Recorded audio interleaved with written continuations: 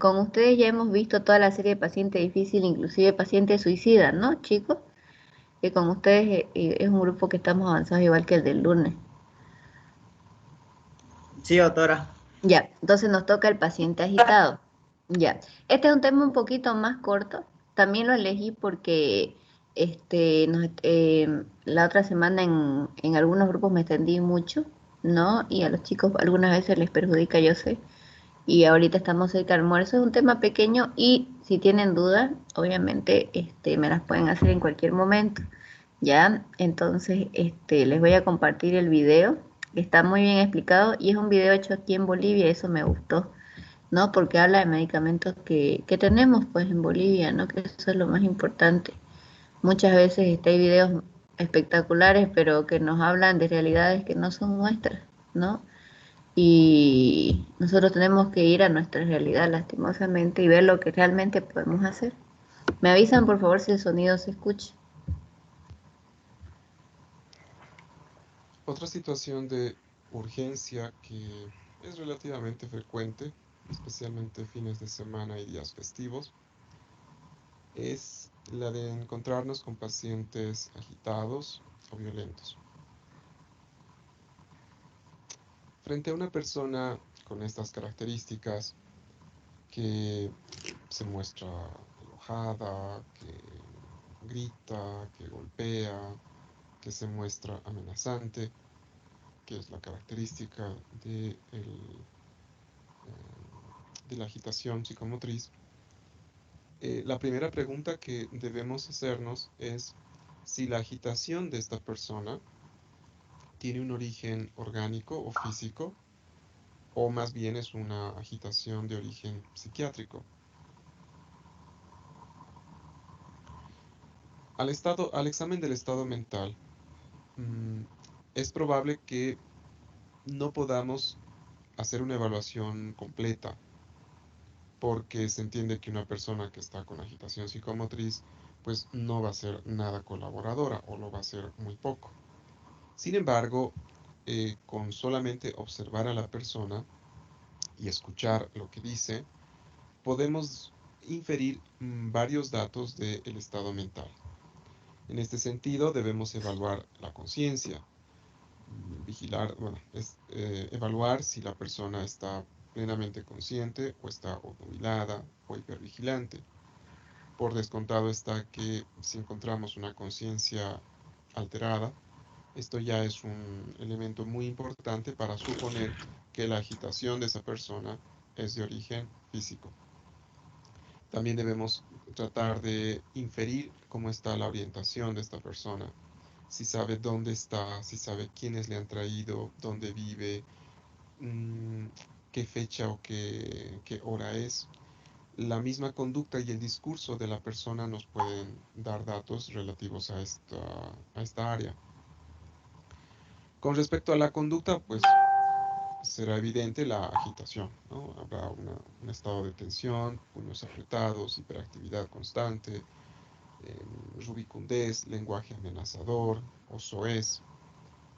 El estado de humor puede ser de enojo, puede ser de mucho temor, puede haber una labilidad afectiva también. Las ideas pueden ser paranoides o pueden ser ideas obsesivas de violencia. Y la conducta también nos puede dar datos acerca del ascenso-percepción. Si vemos a la persona que se cubre los oídos, que habla sola o que parece interactuar con cosas que están en el aire, uno puede inferir que la persona tiene alteraciones sensoperceptuales de tipo alucinatorio o auditivo si es que la persona tiene soliloquios. Es importante recabar datos acerca de los antecedentes de la persona. Información muy importante acerca de cuán peligroso es este paciente o esta paciente. Nos van a dar los datos de si en el pasado cometió actos violentos, de auto o heteroagresión, si en el pasado tuvo conducta riesgosa o comportamiento riesgoso, o fue cruel hacia personas o animales. También se debe evaluar la capacidad de daño. Esto en relación a el tipo de cuerpo que tiene la persona. No es lo mismo una mujer de 35 años, de 1,65 agitada, que un hombre de 40 años, de 1,92. También debemos evaluar si esta persona pudo tener acceso a armas. Por ahí es un policía, un militar, alguien que, no sé, entrena disparando. Además, si tiene entrenamiento militar o conoce o sabe artes marciales. Como parte de esta elucidación de si la agitación es de origen físico o psiquiátrico, un dato importantísimo es poder conocer si la persona usó o usa actualmente sustancias psicoactivas, en el sentido de que podría tratarse de un cuadro de intoxicación o un cuadro de una abstinencia. También es importantísimo preguntar acerca de antecedentes de enfermedades médicas o neuropsiquiátricas, porque esto nos va a dar pie a pensar nuevamente si la agitación es de origen físico o psiquiátrico. Si hay tiempo, también se pueden recabar datos en relación a antecedentes delictivos, rasgos de personalidad. Recordemos que las personalidades que con mayor frecuencia se agitan son la límite, la paranoide y la disocial. En general se puede decir que los varones se agitan más que las mujeres. También se debería preguntar a la familia o a los amigos cuál fue el grado de afrontación a la frustración que tenía esta persona y acerca de su estabilidad social. Entonces, con los datos que hemos recabado, tanto del examen del estado mental como de los antecedentes, podemos mm, intentar sospechar si la agitación es orgánica o psiquiátrica. Dentro de las causas de agitación orgánica más comunes, tenemos al delirium, que lo encontraremos en personas con enfermedades graves previas. Es mucho más común encontrar esto en adultos mayores con y sin demencia. La demencia o la discapacidad intelectual también son causas comunes de agitación. La intoxicación o abstinencia de sustancias psicoactivas, por ejemplo, antecedentes de disminución o cese de consumo de alcohol, de benzodiazepinas u opioides pueden dar cuadros de abstinencia con intensa agitación, o el uso reciente o intenso de cualquier sustancia psicoactiva.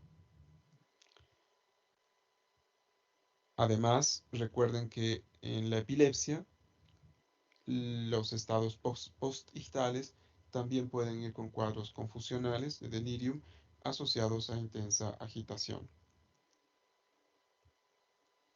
Dentro de las agitaciones psiquiátricas se reconocen dos subgrupos.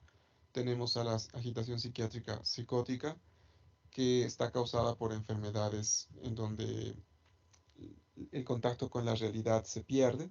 Acá tenemos por ejemplo, a la esquizofrenia descompensada o un primer brote psicótico, el trastorno bipolar en fase maníaca o las depresiones agitadas, que normalmente son depresiones graves. Por otro lado, tenemos a la agitación psiquiátrica no psicótica, donde el contacto con la realidad se mantiene. Y acá tenemos como principales causas las crisis de ansiedad, los trastornos disociativos, conversivos y el autismo. El manejo de estas personas se realiza mediante estos tres pasos. Primero se intenta una contención verbal, es decir, hablando con la persona. Si esto no funciona, se puede intentar la contención química, es decir, utilizando medicamentos. Y de no servir esto, pues se puede utilizar la contención física, es decir, inmovilizando a la persona. La contención verbal debe hacerse velando siempre por la seguridad de uno mismo. Nunca se debería el entrevistador quedar a solas con el paciente. Es importante que la persona que va a hacer la contención verbal mantenga la calma, hable de manera suave, sin emitir juicios de valor.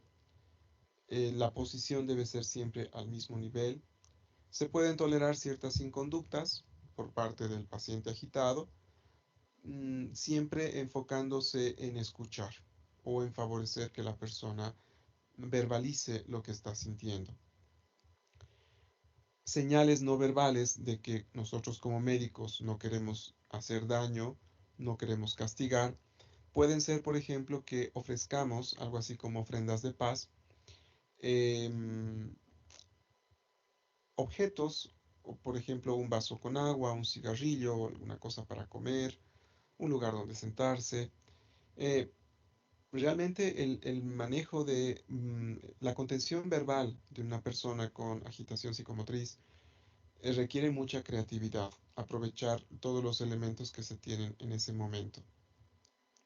Es importante hacer señalamientos objetivos y subjetivos de cómo es que esta persona, la conducta de esta persona está haciendo sentir a los otros, o puede poner en riesgo, digamos, la seguridad de otras personas.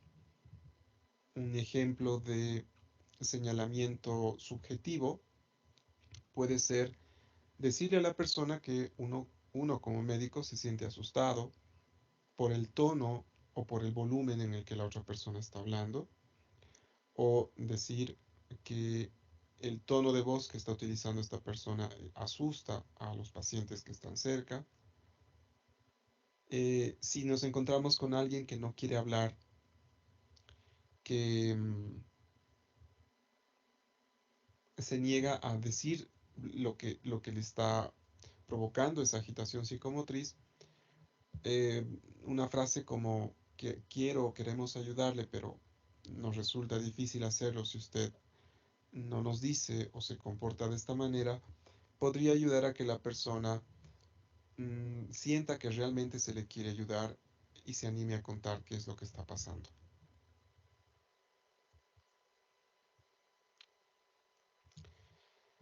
Una vez que se intentó la contención verbal y no surtió efecto, otra, otro paso que se puede utilizar es la contención química o farmacológica. Lo ideal es que la misma persona acepte tomar o hacerse colocar el medicamento. Sin embargo, en la mayor parte de los casos esto no sucede así y muchas veces se tendrá que utilizar este tipo de medicamentos incluso en contra de la voluntad de la persona.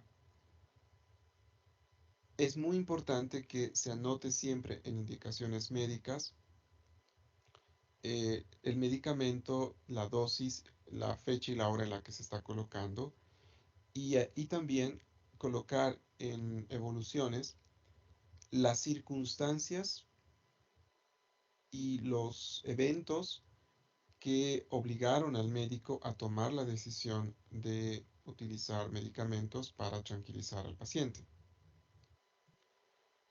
Los medicamentos que se utilizan para manejar a una persona con agitación psicomotriz suelen ser la asociación de una benzodiazepina con un antipsicótico incisivo. Una combinación muy buena es que podría hacerse en nuestro medio es el de una ampolla de haloperidol de 5 miligramos que puede ser administrada por vía intramuscular endovenosa y asociada a diazepam o lorazepam, una ampolla de diazepam de 10 miligramos o una de lorazepam de 2 miligramos, donde exista. En Bolivia no existe lamentablemente lorazepam en ampollas. Otras alternativas son el uso, por ejemplo, de la olanzapina, que viene en tabletas de 10 miligramos y que solamente en nuestro medio vienen por vía oral, o solo usar benzodiazepínicos, que en la mayor parte de los casos es lo que más a mano se va a tener. Entonces se puede utilizar 10 miligramos por vía oral o por vía endovenosa. Si es por vía endovenosa, la administración debe ser lenta, siempre endovenosa y controlando los signos vitales. Recuerden que una administración muy rápida de diazepam endovenoso puede provocar un paro respiratorio. También se puede utilizar otras benzodiazepinas como el clonazepam, 2 miligramos por vía oral, o lorazepam 2 miligramos por vía oral o intramuscular si es que existen las ampollas. Recientemente escuché de un colega que para tratar a adultos mayores agitados se está intentando utilizar el midazolam subcutáneo, de tal modo que si tenemos un anciano o anciana que no se deja colocar una sonda nasogástrica o una sonda Foley, la aplicación de midazolam subcutáneo podría ser una opción valedera. Y finalmente, si ni la contención verbal ni la química surten efecto, el último paso a seguir pues es la contención física. Una vez más, es muy importante que se anote en órdenes médicas la hora, la fecha en la que se está dando la orden de sujeción física y en evoluciones la descripción lo más descriptiva posible de por qué se tomó la decisión de sujetar a esta persona. La sujeción es un procedimiento de enfermería, eh, es parte de la formación que tiene el personal de enfermería es justamente el de sujetar a los pacientes. Se debe estar seguro de que se cuenta con el número adecuado de personas, que es entre 5 y 6 personas. Y es importante especificar qué tiempo la persona va a estar sujeta y si la restricción va a ser total o parcial. Además, si la restricción va a ser superior a las 2 horas, es importante anotar que se hagan cambios de posición, esto para evitar escaras, y algún otro cuidado que se deba tener. Mm, Como parte del derecho que tienen todos los pacientes, es importante, y para resguardar estos derechos, es importante que durante el proceso de sujeción, el médico tratante informe al paciente de que se le está sujetando por su seguridad, de que va a tener pleno acceso a agua, a comida, a implementos de aseo y que siempre va a estar vigilado por el personal de salud, ya que de otro modo, de sujetar a un paciente y no decirle nada, esto sí sería ir en contra de los derechos de la persona. Acá tienen un ejemplo de cómo es un ejemplo de los medios de sujeción estándar o ideales con los que se sujetan a los pacientes. En nuestro medio, bueno, deben ser pocos los hospitales que cuenten con medios de sujeción de este tipo. En la mayor parte de los hospitales se utilizan sabanillas o correas para hacerlo. Lo importante es que si hemos tomado la decisión de sujetar a una persona, combinemos esta sujeción mecánica con la sujeción química para evitar que la persona forcejee y se lastime las muñecas o los tobillos.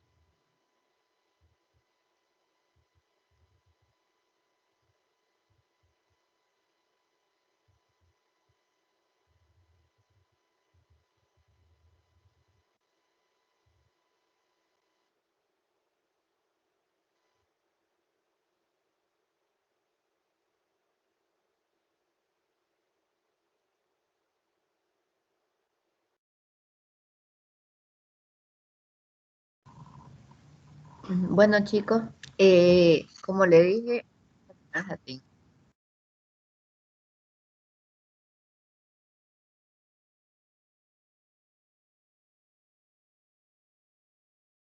les estaba, como les estaba diciendo, evidentemente en el hospital el medicamento que más van a encontrar para inyectar en agitación es diazepam. También hay midazolam, ¿no? En el medio. ¿Por qué es bueno el midazolam? Porque es un medicamento de vida más corta, ¿no? y usualmente tiene menos riesgo de el tema de la insuficiencia respiratoria, porque ustedes saben que las benzodiazepinas reducen, ¿no? La frecuencia respiratoria y, por ejemplo, en un paciente con distrés respiratorio no les aconsejaría dar, porque me ha tocado a mí, ¿no? Que me dice el paciente está agitado, pero era un paciente que llegó por que lo habían apuñalado con un cuchillo y el pulmón estaba comprometido, lo que el paciente no podía respirar y era un distrés respiratorio, o sea, su agitación era diferente. Entonces yo en ese momento pedí auxilio de cuidados intensivos, ¿no? Me acuerdo que estaba en un hospital de segundo nivel y ahí solo había cuidados intermedios, no había terapia, pero pude hablarle por suerte al encargado y obviamente me dijo que no le ponga ninguna benzodiazepina, ¿no? Ese es el cuidado que ustedes tienen que tener, ¿no? Como médicos con las benzodiazepinas, ¿no? Si ustedes desconfían de un distrés respiratorio, no pongan benzodiazepinas, ¿no? Porque lo pueden generar una insuficiencia respiratoria y su paciente se puede morir, ¿no? Pero hay otros pacientes que no tienen distrés respiratorio, vienen agitados, puede ser por intentos suicidas, puede ser porque están violentos, puede ser por consumo de sustancias, ¿no? Que hay que ver primero estas tres medidas, ¿no? Si es por consumo de sustancias, también hay que tener cuidado si el paciente está intoxicado o no, y si está en un trastorno una intoxicación, ¿no? Y en ese caso algunas veces es mejor ponerle suero y amarrar. O sea, la verdad es que es mejor amarrarlo y ponerle suero, ¿no? En esos casos, y ir viendo si genera abstinencia, si genera abstinencia, denme un minuto, por favor.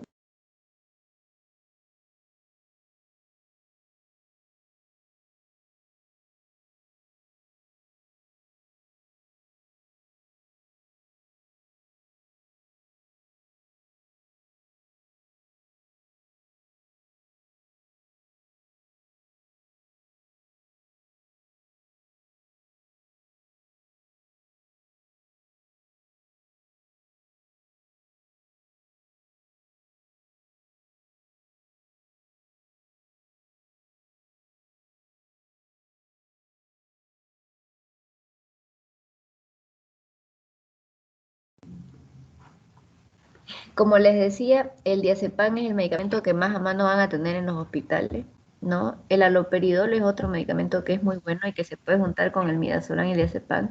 Nosotros, por ejemplo, en nuestro cóctel que decimos, ¿no? Lo que usamos es midazolam, Fenergan, que es un antialérgico que nosotros lo conseguimos, y el haloperidol es un medicamento bueno y inclusive está entre los medicamentos nacionales. El problema está que el distribuidor, o sea, la empresa distribuidora de haloperidol, que trabajaba con Jensen, que era el Aldol, ha dejado de traerlo, ¿no? No es un problema del Estado, ni de los psiquiatras, ni de la farmacia, ¿no? El laboratorio rompió contrato, ¿no? Y ese ha sido el problema, ¿no? Entonces se está consiguiendo en realidad ahorita más por contrabando y más son los psiquiatras los que lo consiguen.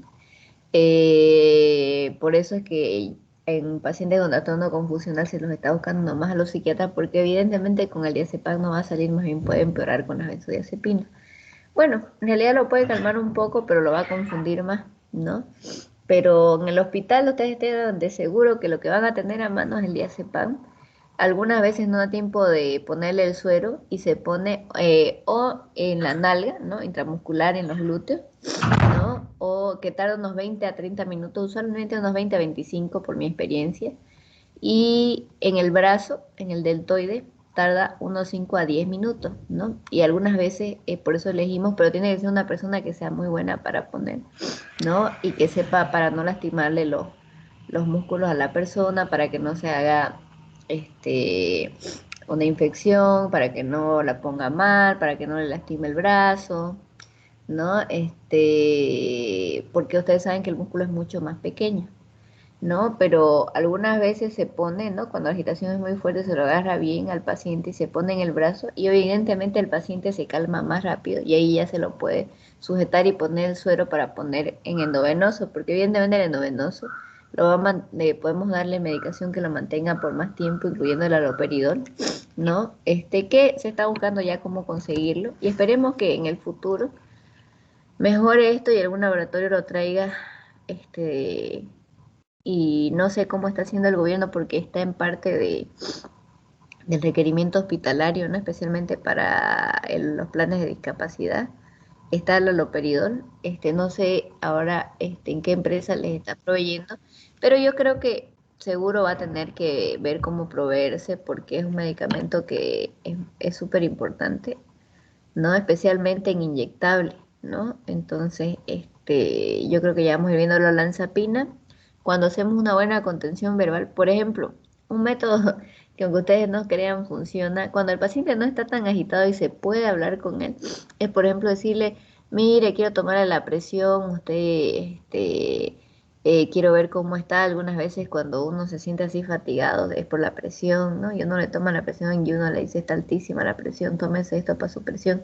Y como es vía oral y tiene sabor, entonces el olanzapina es súper sedativa. Toma su tiempo, pero créanme que lo seda, ¿no? Entonces esa es otra opción, pero con una buena contención verbal y que el paciente te acepte la medicación. La olanzapina sí se compra en farmacia, solo que es cara. Te cuesta unos 28 cada pastilla, pero en estos casos pues no sirve, ¿no? La olanzapina viene de 10 miligramos, ¿no? La mejor es el olzapin porque eso viene de sabores, pero también hay el placebo, igual va a ayudar, ¿no? Pero la olanzapina va a ser más rápida porque es bucodispersable, ¿no? Y si el paciente se la pone debajo de la lengua, rapidingo lo seda, ¿no? Lo va a sedar en minutos, ¿no? No va a tardar tanto como tomarlo por vía oral, ¿no? Esa es la ventaja del Olzapin, ¿no? Y es el más vendido en realidad, digamos, ¿no? El Olzapin. Entonces, eso tenemos nosotros realmente a mano. El Lorazepam lo tenemos, como sabemos, en vía oral, ¿no? Endovenoso, lastimosamente no lo tenemos porque es uno de los más recomendados, por muchas cosas en realidad, ¿no? Porque protege el hígado, porque es de vida media, ¿no? Pero el diazepam es una buena opción, ¿no? En intramuscular igual tampoco es que dure mucho y en endovenoso se lo pondría a goteo lento en un suero. Y con el endovenoso, digamos, si lo pones a un goteo bien lento, puedes estar tranquilo, ¿no? Y mantenerlo a tu paciente más tranquilo, ¿no? Usualmente cuando están muy agitados, la intramuscular va primero y ya después, si se logra poner un suero, se pone algo, digamos, como un diazepam a goteo. Y nosotros íbamos poniendo el aldol, pero no a goteo, sino que en bolo, ¿no? Que es usualmente que se pone el medicamento, se lo mezcla, el haloperidol, por ejemplo, venía de 1 miligramo, de 1 ml, perdón, 5 miligramos, pero en 1 ml, y le poníamos el resto en solución fisiológica, ¿no? Y en bolo significa que vas poniendo, digamos, 1 cc, 2 cc cada 2 horas, ¿no? Y de ahí van controlando los signos vitales, ¿no? Ese es el bolo, ¿no? Que cuando le ponen ustedes es que se va poniendo en endovenoso, ¿no? Pero usualmente es medicamento mezclado, ¿no? Con alguna solución, que usualmente es agua destilada o suero fisiológico, ¿no? Lo hace lo más puro y se va poniendo en endovenoso, pero 1 a 2 cc, ¿no? Porque no nos olvidemos que es endovenoso y esto se tiene que diluir siempre, ¿no? Entonces el diazepam usualmente va en gotas, no en bolo, ¿no? Porque dar diazepam sería muy peligroso en bolo, ¿no? Por el tema respiratorio, ¿no? Pero el haloperidol sí se daba en bolo y se da en bolo, digamos, ¿no? Y funcionaba mucho para el trastorno, funciona en realidad, es el medicamento de elección. En otros países usan otros medicamentos, pero que acá ni llegan. O sea que es olvidarse, nunca han llegado ni van a llegar, inclusive en contrabando, digamos, no han llegado, ¿me entiendes? En contrabando nos llegan cosas como clozapina que son carísimas por contrabando, eh, o, o la trazodona para dormir, pero y el haloperidol que ahorita nos está yendo lastimosamente porque el laboratorio rompió, ¿no? Pero yo creo que un laboratorio va a traer, porque el haloperidol sí tiene buen mercado, es necesario, se usa mucho, porque especialmente en vía endovenosa no es peligroso, genera menos efectos que hablábamos en la anterior clase extrapiramidales. Por alguna razón, como no pasa por todas las vías, cuando es endovenoso, no genera los efectos parkinsonianos, ¿no? O similar al Parkinson, ¿no? No genera las contracturas musculares de la misma manera. Cuando ya llegan a sedación, se empieza a ver que va bajando la frecuencia cardíaca y ahí se va disminuyendo con el haloperidol el tiempo que se va dando, o sea, si se está dando 1 hora, se lo pasa a 4 horas, así, digamos, así funciona. Y ahí hay que controlar la frecuencia cardíaca, ¿no? Y para no llegar a una bradicardia, digamos, ¿no? Pero eso ya pasa cuando el paciente ya está llegando a sedación usualmente. Si el paciente tiene problemas de bradicardia, hay que tener mucho ojo, hay que distanciarse, nos guste o no, ¿no? El aldol y esperar nomás hasta que el trastorno confusional vaya cediendo, pero siempre teniendo en cuenta que el trastorno confusional tiene una base orgánica y que mientras no pillemos la base orgánica, no lo vamos a hacer nada. Si es droga, va a pasar, ¿no? O sea, porque es una abstinencia, si es un delirium por alcohol, ¿no? O un delirium por ejemplo, fentanil, que es horrible, igual el trastorno confusional que le decimos delirium, ¿no? Me gusta que noten la diferencia, el con M, al final es diferente de un trastorno delirante o delirio, ¿no? Que es el psicótico, que son las ideas irracionales. El delirium es el trastorno confusional, que ustedes en el CIE-10 y en la mayoría de las clasificaciones psiquiátricas lo van a encontrar como trastorno confusional, ¿no? Y les puede venir por droga, ¿no? El delirio, por una persona en abstinencia, el delirium tremens, puede venirle por una persona con fiebre, por eso le digo, tienen que saber de delirium, perdón, o trastorno confusional, ¿no? Que el mejor es el haloperidol, ¿no? Es el medicamento de elección. Y si ustedes no lo consiguen hasta, bueno, si no logramos solucionar, obviamente hablarle a un psiquiatra para que les consigan, ¿no? Primero, usualmente les dan, como les digo, un diazepam para calmarlos y amarrarlo, ¿no? Al paciente. Y eso es lo que más van a tener, eso es la verdad. No exagerar con el diazepam por el tema respiratorio, full control de saturación de oxígeno, de frecuencia respiratoria y frecuencia cardíaca, ¿no? Y presión arterial, ¿no? Busca ayudarse con un psiquiatra para ponerle haloperidol endovenoso, ¿no? Porque ese es el tratamiento del delirio o trastorno confusional, pero hay que encontrar la causa, si es infección, tratar la infección. Si es, como le digo, abstinencia, es esperar nomás, ¿no? De sustancia, ¿no? Es esperar, pero usualmente si no saben qué es, puede ser diabético con una subida de su glicemia, ¿no? Puede ser paciente con una infección muy grave, ¿no? Que eso le está causando, con fiebres altas, ¿no? Da muchos trastornos confusionales en la fiebre alta, ¿no? Pueden ser pacientes con muchas patologías. El tema es encontrar la patología, ¿no? Y sanar a la patología, además de que se está tratando la agitación, ¿no? Y eso como médico es importante que lo mencionemos porque el trastorno confusional viene mucho en medicina en todas las áreas, ¿no? O especialmente en la urológica. También la vamos a tener en las infecciosas en medicina interna, que no muchas veces no se encuentra o no tiene signos, ¿no? Y hay que encontrar la infección, ¿no? Y hacer una buena inspección, ¿no? Algunas veces son parásitos, algunas veces son virales, ¿no? Entonces, pero cuando la fiebre es muy fuerte, puede venir un trastorno confusional, ¿no? Entonces ustedes tienen que estar listos. Cuando ustedes lo ven al paciente que está hablando, por ejemplo, de su abuelo muerto o que está en su casa, acuérdense y vean cómo está su conciencia, ¿no? Porque en el delirium, además de hablar cosas delirantes para ustedes, ¿no? O un lenguaje algunas veces inentendible, usualmente hay una alteración de la conciencia, acuérdense de eso, porque puede confundirse con un paciente psicótico porque hablan cosas irracionales, ¿no? Pero revisen la conciencia que se empeora en la noche, usualmente el delirium o trastorno emocional siempre se empeora en la noche, o sea, genera un caos en la noche, pero igual puede estar en el día con confusión y se les puede querer salir, puede decirles quiero ir a mi casa, quiero saltar de la ventana, o sea, cosas irracionales porque él les va a decir estoy en mi casa y aquí tengo que salir y esta es mi puerta, no es una ventana, ¿me entienden? Entonces esas son cosas que a ustedes les tiene que llamar la atención. Lastimosamente sí hay que amarrarlo porque hay una alteración de conciencia y hay que tratar de sedarlo, ¿no? Y hablar al psiquiatra para que los ayude mientras ustedes encuentran la causa. Ahí hay que trabajar en equipo, ¿no? No siempre las enfermeras están preparadas para amarrar. Algunas veces hay que entrenarlas, ayudarlas, traer a personal de seguridad que las ayude, porque evidentemente hay pacientes que son grandes. Y ella, ustedes sabemos, hay enfermeros hombres, yo he tenido y ayudan mucho, pero en número no son tantos. Y evidentemente hay pacientes que son muy grandes, muy fuerzudos y muy violentos. Y evidentemente las enfermeras no los pueden controlar, necesitan ayuda. Entonces ahí hay que armar un equipo de contención que tenga el número necesario de personas, ¿no?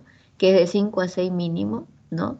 Porque hasta la persona más pequeña en un estado de agitación, créanme que como no mide su fuerza, o sea, es difícil de controlarla, ¿no? Se necesita por eso un número de personas, no ir solo, ¿no? A tratar de contener físicamente a una persona, pues porque obviamente te puede, o sea, hasta si lo logras contener, te puede patear la nariz, que nos ha pasado, quebrarte la nariz, ¿no? Generarte alguna fractura, ¿no?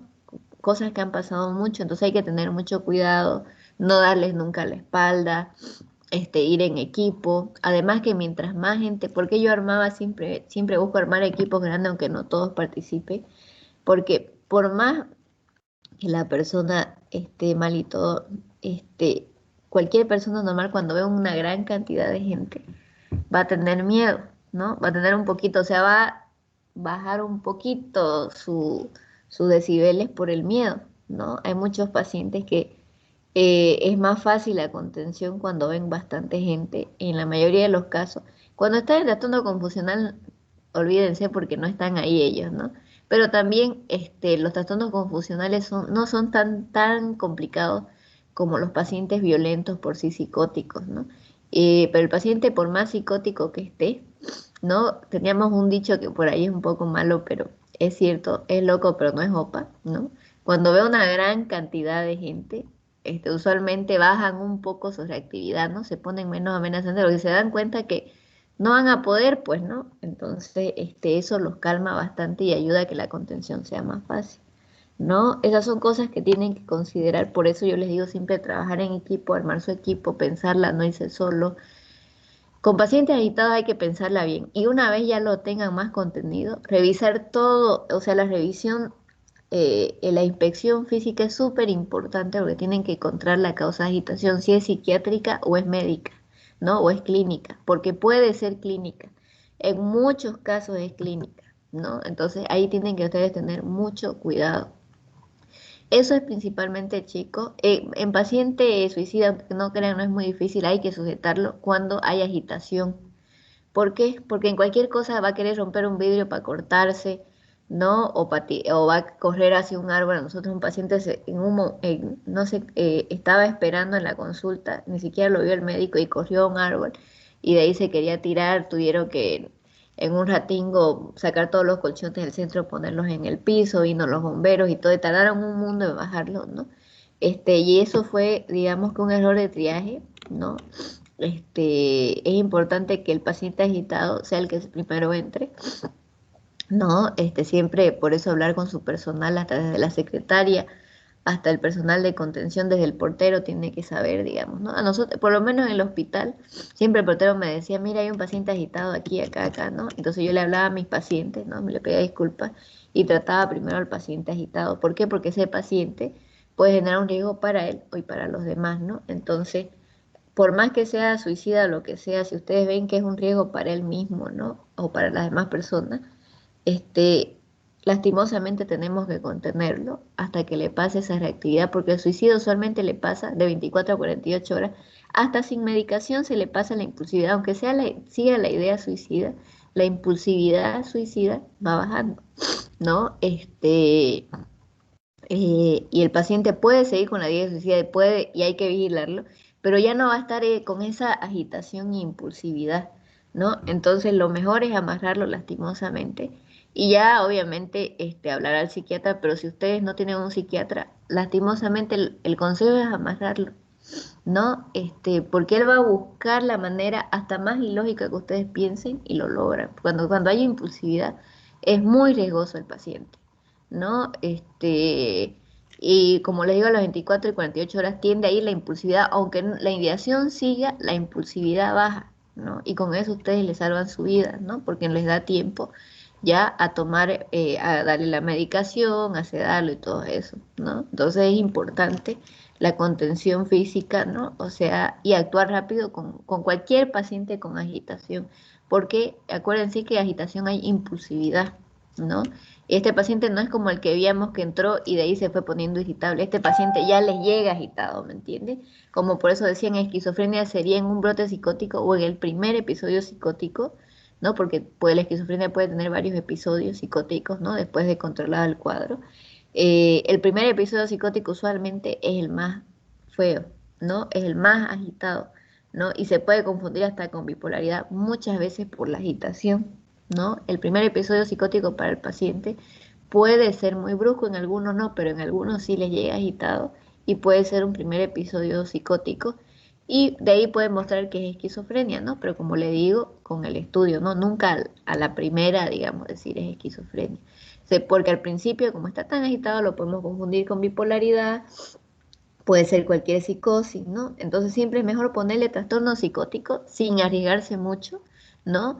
Y agitación psicomotriz, y agitación, obviamente, ¿no? Paciente agitado, ¿no? Buscar en el CIE-10, que es lo que van a tener en los hospitales, ¿no? O en el celular, los diagnósticos, porque el CIE-10 les sale en el celular, los diagnósticos para paciente agitado y trastorno psicótico y las siglas, nada más. Con eso ustedes se resguardan, ¿no? Y están poniendo un buen diagnóstico, ¿no?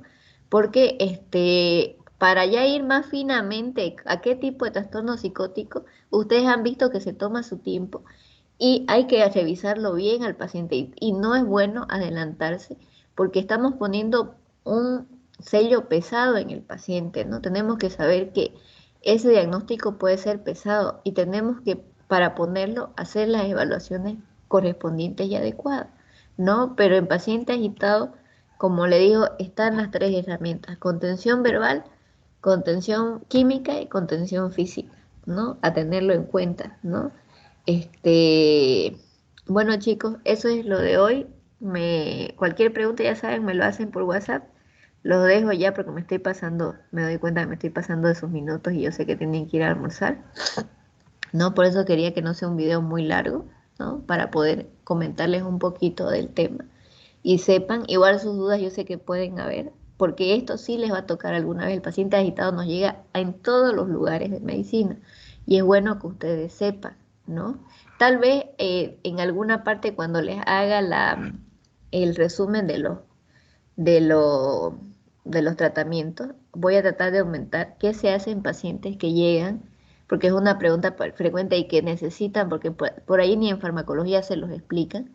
Es el paciente que llega intoxicado, ¿qué tienen que hacer, no? El lavado de estómago, ¿no? El carbón, darle el carbón, ¿no es cierto? Ay, no me acuerdo ahorita, inactivado creo que era. El carbón activado, perdón, ¿no? Y esas cosas que tienen que hacer para tratar, ¿no? Las intoxicaciones por distintas cosas que ven que tenga el paciente, ¿no es cierto? Ya les digo, en el alcoholizado es mejor algunas veces mantenerlos en posiciones, algunas veces sentados, ¿no? Si tienen que contenerlo, no totalmente, pero que se mantenga sentado porque ustedes saben que puede vomitar y se puede broncoaspirar.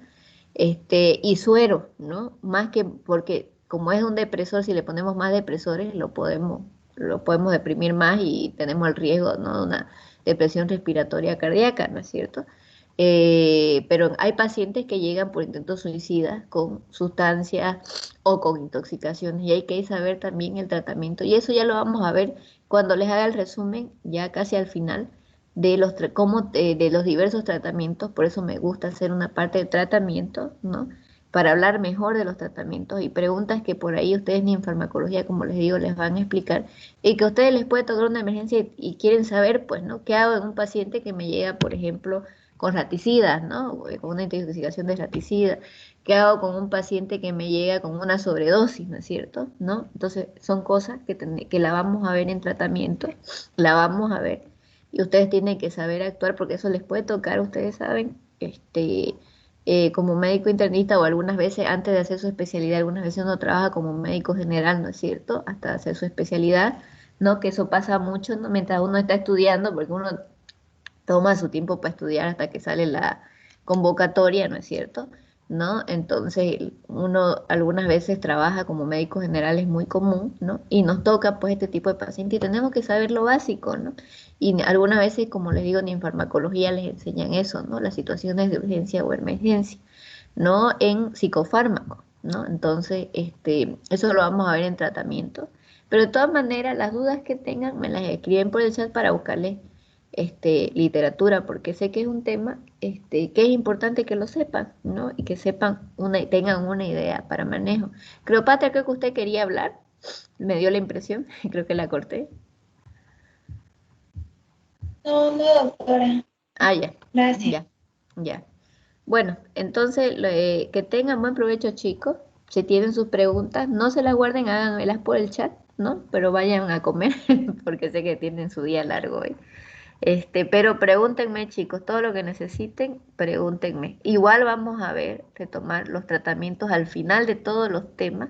Yo les voy a explicar mejor los tratamientos, ¿no? Porque ahora los estamos viendo muy superficialmente, pero es que ustedes, primero quiero que avancemos más que todo, por ejemplo, los trastornos, ¿no? Que los entiendan un poquito de tratamiento, pero los estamos viendo muy superficiales. Por eso es que yo hago una parte donde quiero explicarles los tratamientos un poquito mejor para que los entiendan, ¿no? Y cómo se manejan, ¿no? Y al final les pido un resumen de esa clase, digamos, ¿no? Pero es que es importante que ustedes tengan una idea de los tratamientos y especialmente de emergencias que pueden ver no solo como psiquiatras, ¿no? Entonces, por eso es la importancia de que entiendan eso y los complementa porque farmacología ustedes llevan, pero psicofarmacología en realidad la que mejor llevamos somos los psiquiatras, por eso es importante que ahondemos en ciertos temas para que ustedes tengan una idea, ¿no? De lo más importante que ustedes pueden utilizar en psicofármacos, ¿no? O qué hacer cuando les llega un paciente adicto a psicofármacos o que tenga una intoxicación, etcétera. ¿Ya? Les agradezco, chicos, que tengan buen día y buen provecho. Ya, doctora. Gracias, doctor. Igualmente. Gracias, doctora. Tengo buen día. Ya, buenas tardes. Buen día y buenas tardes.